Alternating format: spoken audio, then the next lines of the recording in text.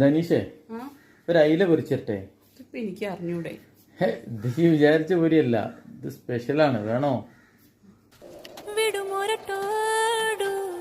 అనివాళ్ళు వీళ్ళు ఎన్నెన్ని అన్న పసి పిల్లవాడు నవాడు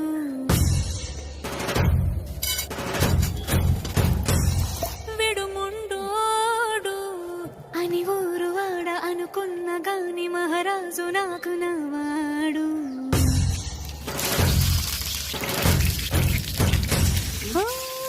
మాట పెడుసైనా మనసులో ധനീഷേ, മറീന ഫിഷ് ഫ്രൈ കഴിച്ചോട്ടെ.